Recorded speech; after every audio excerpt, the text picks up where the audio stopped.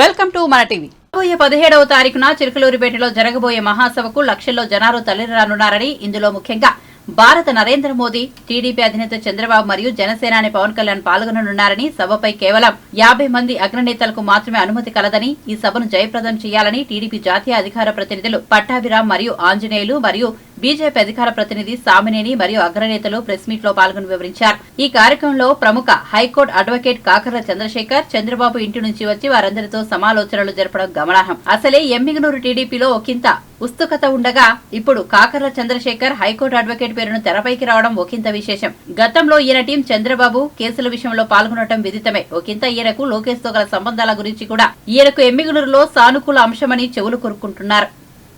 చరిత్రలోనే నవ్వుతో నా భవిష్యత్ అనే విధంగా రేపు 17వ తారీఖున చిలకూరుపేట బొప్పుడు గ్రామంలో జరుగుతున్న సభ.